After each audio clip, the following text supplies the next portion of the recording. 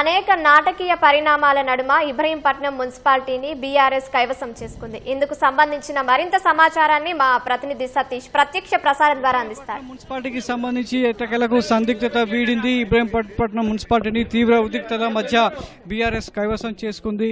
So ఇటు Congress BRS మధ్య హోరాహోరీ జరిగినటువంటి ఫైట్లో ఎట్టకేలకు బీఆర్ఎస్ తన అనుకున్నది సాధించింది.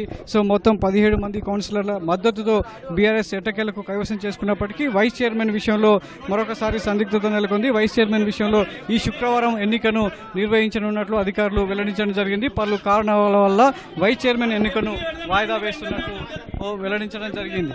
సో ఉదయం నుంచి కూడా ఎంతో ఉద్రిక్తత పరిస్థితుల నేపథ్యంలో ఈ ఎన్నిక జరుగుతుంది. నిన్న పలు ఘర్షణ కారణంగా వాయిదా వేయడం జరిగింది. ఈరోజు ఉదయం నిర్వహించినటువంటి ఎన్నికకు సంబంధించి ఇటు బీఆర్ఎస్ నుంచి 15 మంది, కాంగ్రెస్ నుంచి 9 మంది కౌన్సిలర్లు హాజరయ్యారు. బీఆర్ఎస్కు సంబంధించి ఈ మున్సిపాలిటీలో 13 వార్డులను బీఆర్ఎస్ గెలుచుకోగా ఒక బీజేపీ ఒక స్వతంత్ర అభ్యర్థి మద్దతు కూడగట్టుకోవడంతో పూర్తి స్థాయి మెజార్టీతో అనుకున్నట్టుగా బీఆర్ఎస్ ఇబ్రహీంపట్నం మున్సిపాలిటీ మీద ధీమా ఉంది. అదేవిధంగా కాంగ్రెస్ కూడా ఈ ఇబ్రహీంపట్నం మున్సిపాలిటీని దక్కించుకోవాలని ప్రయత్నాలు చేస్తున్నప్పటికీ పూర్తి స్థాయిలో బీఆర్ఎస్కి సంబంధించినటువంటి మెజారిటీ ఉండడం, అదేవిధంగా ఈరోజు జరుగుతున్నటువంటి ఎన్నికకు సంబంధించి ఎక్స్ అఫీషియో సభ్యుడు స్థానిక ఎమ్మెల్యే మల్రెడ్డి రంగారెడ్డి మినహా మిగతా కాంగ్రెస్ సంబంధించినటువంటి కౌన్సిలర్లు బీజేపీ మద్దతుదారుడితో కలిసి రావడం జరిగింది. సో ఒక దశలో ఎన్నికకు సంబంధించి నిన్న 19వ వార్డు కౌన్సిలర్ ఆకుల యాదగిరి కనిపించకపోవడం, ఈరోజు సంబంధించినటువంటి ఎన్నికకు సంబంధించి ఆయన రావడం అనేది, ఆ తర్వాత ఆయన ప్రమాణ స్వీకారం అనంతరం ఎన్నిక ప్రక్రియను చేపట్టడం జరిగింది. ఈ ఎన్నిక ప్రక్రియలో ఇరు వర్గాలకు సంబంధించినటువంటి ఇష్యూ అంతా కూడా రెండు వర్గాలు కూడా ఈ ఎన్నికకు సంబంధించి కొంత కౌన్సిల్ హాల్లో వాగ్వాదం జరిగింది.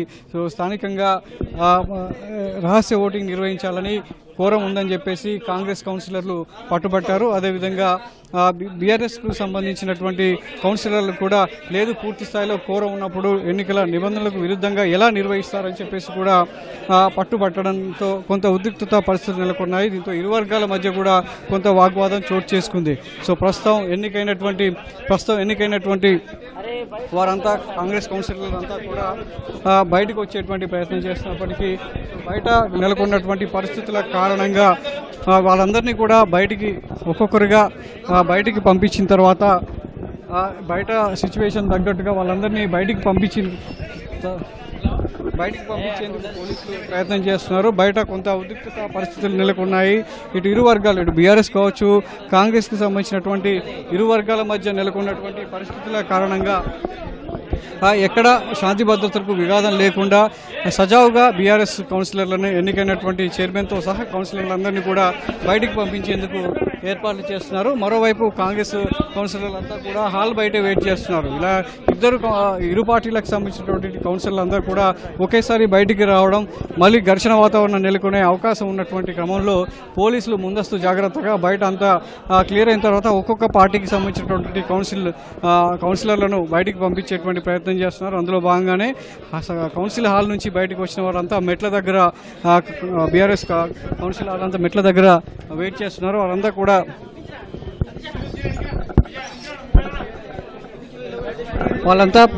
బయటకు వచ్చేసి మీడియాతో మాట్లాడే అవకాశం కూడా ఉంది. ఎందుకంటే సో విభిన్నమైనటువంటి పరిస్థితుల నేపథ్యంలో రంగారెడ్డి జిల్లాలో ఉన్నటువంటి 6 మున్సిపాలిటీల్లో నిన్న జరిగినటువంటి చైర్మన్, వైస్ చైర్మన్ ఎన్నికలో సో 5 మున్సిపాలిటీలను కాంగ్రెస్ కైవసం చేసుకుంది.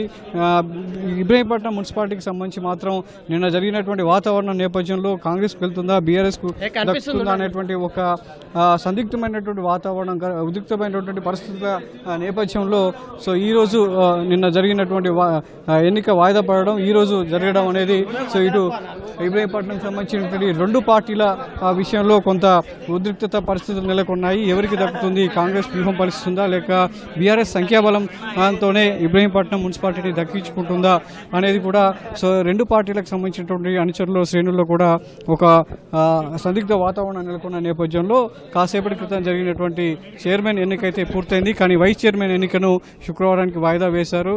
సో దీంతో బీఆర్ఎస్ శ్రేణులంతా కూడా ఊపిరి పీల్చుకున్నాయి. కానీ బయట కాంగ్రెస్ శ్రేణుల్లో ఒక ఉద్రిక్త వాతావరణం నెలకొంది. సో అది శాంతియుతంగా వీరందరినీ కౌన్సిల్ హాల్ నుంచి సో వాళ్ళకి బయటికి పంపించేందుకు పోలీసులు అంతా కూడా సో ప్రస్తుతం ఏర్పాటు చేస్తున్నారు. సో మొత్తానికి ఎట్టకేలకు రంగారెడ్డి జిల్లాలోని 6 మున్సిపాలిటీల్లో 5 మున్సిపాలిటీలు కాంగ్రెస్కు దక్కగా ఇబ్రహీంపట్నం మాత్రం బీఆర్ఎస్కు దక్కడం అనేది ఆ పార్టీ శ్రేణుల్లో ఒక ఉత్సాహాన్ని నింపుతుంది. Vote studio. ధన్యవాదాలు సతీష్.